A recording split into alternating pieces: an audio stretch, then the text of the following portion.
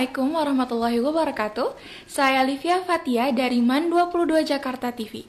Sekarang saya sedang berada di studio bersama saya seorang narsum dari MTSN 13 yang sedang mengadakan kunjungan studi banding ke asrama MAN 22 Jakarta.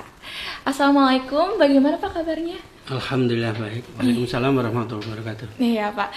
Nah, kalau boleh tahu nih Pak, nama Bapak siapa ya Pak? Iya, nama saya Dr. Andes Nurul Huda MSI, Kepala MTS Negeri 13 Jakarta. Nah, baik, salam kenal ya Pak ya. Iya, sama-sama.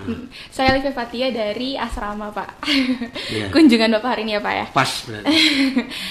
Kalau boleh tahu nih Pak, maksud kunjungan Bapak ke asrama MAN 22 Jakarta ini apa ya Pak? Alhamdulillah di tahun 2021 MTSN 13 Jakarta mendapat bantuan bangunan asrama putri berbiaya SBSN dari Kementerian Agama Republik Indonesia. Dan tugas kita selanjutnya adalah bagaimana memakmurkan asrama ini sesuai dengan harapan pemerintah dan harapan masyarakat. Intinya kunjungan kami adalah kita ingin tahu seluk-beluk tentang pengelolaan asrama, baik secara kurikulumnya, kemudian di luar kurikulum, dan termasuk manajemen administrasi dan akomodasinya. Itu aja. Jadi MTSN 13 ingin membuat asrama juga ya Pak berarti? Ya, asrama putri sesuai dengan yang sudah kita sepakati. Jadi adeannya ya Pak ya dari MAN 22? Betul. Ya Pak, kalau boleh tahu MTSN 13 ini lokasinya di mana ya Pak? Ya, tepatnya ada dua gedung MTS 13 Jakarta, tapi yang ada bangunan boarding adalah di Kampus B Petukangan Utara. Tepatnya adalah Jalan Haji Mohtar Raya, Gang Haji Dul, Petukangan Utara, Pesanggerahan, Jakarta Selatan. Kira-kira rencananya kapan nih Pak akan diadakannya asrama di MTSN 13? Ya, ini akan operasional mulai tahun pelajaran baru 2022-2023, dan alhamdulillah saat ini rekrutmen santriwatinya sudah kita selesaikan. Alhamdulillah sudah siap menghuni boarding, itu adalah 34 santriwati baru. Wah, banyak sekali ya Pak ya.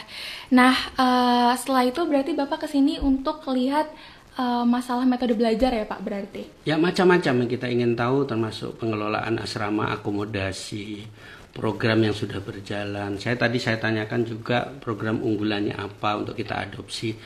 Kebetulan asrama MTS 13 sudah kita rencanakan namanya Islamic Science Boarding School. Jadi program unggulan bidang sains berbasis tahfidzul Quran berasrama. Baik, jadi dari situ udah kelihatan programnya kemana larinya. Iya, dan ini pas karena juga pesantren putri yang di Jakarta masih sangat jarang. Oke. Berarti 11-12 lah ya Pak sama ya, 22. Kurang lebih seperti itu. Nah Pak, kesan Bapak setelah mengikuti presentasi di ruang kepala sekolah apa ya Pak? Ya, dari awal memang niat kita sudah dapat referensi karena kita juga membuka media sosialnya MAN 22, termasuk TV ini sering kita tonton. Kemudian kita sudah dapat gambaran ini kayaknya bagus untuk di ATM. Ya. Untuk kita contoh, kita bawa ke sana untuk kita adopsi, kemudian kita modifikasi nanti untuk diterapkan di sana. Baik.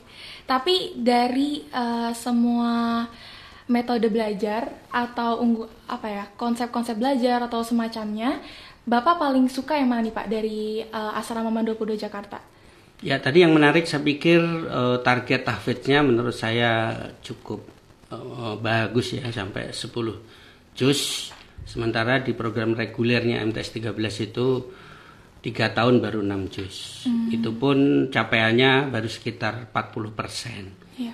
Nah, di adanya boarding ini karena kita kedepankan program unggulan tahfidz, kita ingin lebih dari 6 juz. Syukur-syukur bisa meniru apa yang ada di MAN 22, bisa 10 juz. Amin. Harapannya tentu nanti alumni asrama MTS 13 siapa tahu ingin melanjutkan, minta referensi, ya datang asramanya MAN 22. Ke kakaknya ya Pak ya? Iya. Oke. Nah, kalau misalnya saya pribadi kan anak asrama ya Pak. Nah, unggulannya di asrama Mandopuro Jakarta selain tahfiz dan sains itu adalah bahasa. Nah, untuk MTSN 13 sendiri, apakah juga akan ada bahasanya juga atau gimana ya Pak? Sesuai Juknis, memang penguasaan bahasa asing itu sudah tertera, jadi artinya sifatnya kurikulum wajib. Nah, untuk itu program yang kita akan unggulkan di sana adalah sains, tapi lebih kepada robotik. Nanti suatu saat kita ingin menjadi pesantren robotik, seperti itu. Jadi kalau Mandopuro di Jakarta lebih ke bahasa, kalau ini lebih ke yang pertama kan robotik. Ya, bahasa juga penting karena memang kompetisi nanti bisa merambah sampai internasional. Tentu penguasaan bahasa asing itu sebuah keharusan. Oke. Tapi tidak terlalu unggulannya berarti ya Pak, lebih ke sains ya?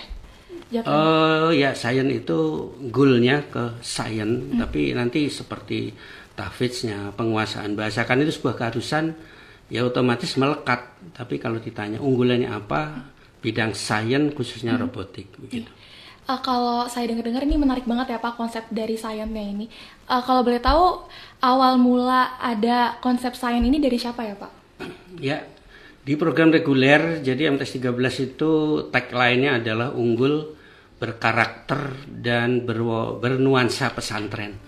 Jadi kita saat itu nuansa yang kita pikirkan. Kemudian berkarakter itu akhlakul karimahnya. Kemudian unggul, ketika kata-kata unggul kita mulainya karena madrasah itu memang marwahnya adalah dari kumpulan pengajian. Kumpulan pengajian tentu nggak jauh dari mengkaji Al-Quran. Dari situlah kita mulainya. 2019 kita mengadopsi tahfidznya MTS 6 Sleman. Di sana targetnya ternyata 1 semester 1 juz. Nah, dari situ kita dapat ilmu yang menurut saya bisa menjadi panduan banyak orang gitu. Betul bahwa dengan Al-Quran lah anak menjadi cerdas, dengan Al-Quran lah kita bisa berprestasi. Dari situ ternyata benar tahun 2020 ketika kita habis wisuda tahfidz angkatan pertama, prestasi di bidang sainsnya mendominasi. Apa itu ya, juara Maires, juara robotik, kemudian KSM baru tingkat kota bisa lolos, dan prestasi lainnya. Jadi ternyata ada korelasi antara menghafal Al-Quran itu dengan prestasi. Dari situlah kita mulainya, sehingga sains itu akan menjadi efek lanjutan dari menghafal Al-Quran. Yang kedua, memang kita mengadopsi dengan cara MTS Al-Kahfi di Jakarta Timur itu, yang ternyata siswanya itu berasal dari seluruh Indonesia, dan mereka dipilih yang terbaik. Ternyata unggulannya itu juga bidang sains. Yang menarik adalah pemenang KSM-nya Al-Kahfi sampai tingkat nasional itu mereka adalah penghafal Al-Quran. Dari situlah kita mengadopsi MTS 13 itu programnya harus ke sana. Oke, baik Pak. Jadi dunia akhirat dapat, lalu dunia pun pasti dapat ya Pak ya. Oke, tadi kan kita udah ngebahas tentang presentasi ya Pak ya. Setelah lihat presentasinya, Bapak mengunjungi asrama Mandopuro Jakarta. Nah, kesan-kesannya nih Pak, apa nih setelah melihat langsung? Ya, kalau kita lihat sejarahnya mulai awal ya, di Man 22 mulai awal membuka asrama itu, kalau istilah saya dengan berdarah-darah, pengorbanannya luar biasa. Santrinya baru ada 9, berhenti 1, kemudian meningkat mulai standar ada 21, ada 19 dan seterusnya. Itu menggambarkan bahwa tidak mudah. Kenapa? Karena dunia pesantren di boarding di madrasah negeri itu dirancang adalah seperti pesantren modern, bukan pesantren salafiyah. Jadi wajar kalau animo masyarakat yang ingin mendalami agama bukan ke boardingnya madrasah negeri, apalagi di Jakarta. Mereka pasti memilih di memang pesantren salafiyah misalnya. Nah, untuk itu memang semua harus punya branding. Saya nyebutnya branding. Jadi di sini tadi adalah tahfidz Al-Quran dengan unggulan bahasa. Kita juga unggulan seperti itu, kita tambah dengan robotik untuk menjawab perkembangan ilmu pengetahuan dan komunikasi. Memang harus ke arah sana. Karena direktur KSKK itu Iya, Pak. sering mengatakan bahwa dulu ketika madrasah itu hebat, bermartabat, kemudian dilanjutkan dengan berkelas dunia. Saya lanjutkan lagi Iya. menghafal Al-Quran. Seperti itu. Jadi intinya dasarnya ya balik lagi ke menghafal Al-Quran ya Pak Ya, ya. betul. Nah, apa sih Pak harapan Bapak setelah kunjungan ini Pak? Ya, kita ingin membangun kesepahaman tentang bahwa madrasah itu tidak bisa merasa dia paling bagus tanpa melihat dunia luar. Jadi kita akan terus, walaupun ini aliyah, kami levelnya masih adik, namun adik lihat kakaknya kan bagus. Kemudian nanti akan kita kembangkan dengan mengadopsi apa yang di sini sudah berkembang sambil kita evaluasi. Kemudian kita juga berkomunikasi dengan pimpinan madrasah, kita memberi usulan-usulan. Nanti suatu saat kita juga ingin mandua-dua kunjungan ke MTS 13 sehingga kita bisa mengevaluasi kekurangan-kekurangan yang ada, gitu ya. Apa yang harus diperbaiki. Jadi intinya program di sini sudah menarik, sudah bagus, sudah berjalan, sudah ada alumninya. Ibaratnya adalah sudah ada seniornya. Kami ini belum.